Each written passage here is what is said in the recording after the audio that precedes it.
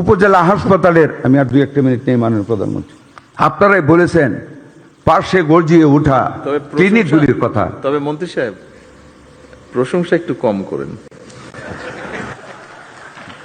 খুব প্রশংসা করি নাই, যতটুকু আপনি করতেছেন সামান্য বলেছি মাননীয় প্রধানমন্ত্রী। মাননীয় সম্মানিত ইউএচএফ বৃন্দ, আপনারা কিন্তু পারেন, ইয়েস ইউ ক্যান, এবং আপনারা তা প্রমাণ করেছেন। আমি শ্রদ্ধার সাথে বলবো যে করোনা আমাদেরকে জাতিগতভাবে নিঃশেষ করার পথে নিয়ে গিয়েছিল। আলহামদুলিল্লাহ আমাদের ডাক্তার, আমাদের নার্সদের অদম্য সাহসের ফলে, আপনাদের মেধা, আপনাদের নির্ভীকভাবে কাজ করা, পৃথিবীর যে কোনো উন্নত দেশের চেয়ে আমাদের মর্টালিটি হার কম ছিল সেই করোনায়। আপনারা জয় করেছেন করোনাকে।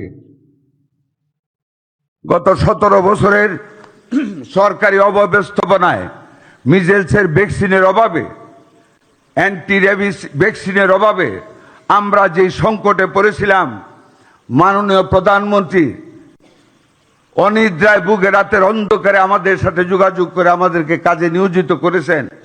আপনাদের সহযোগিতায় আমরা সেই মিজেলসকে আমরা মোকাবেলা করতে সক্ষম হয়েছি।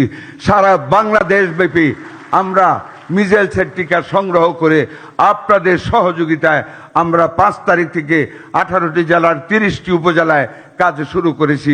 গত 12 তারিখ থেকে ঢাকা সিটি কর্পোরেশন, ময়মনসিংহ এবং বরিশালে কাজ করা শুরু করেছি।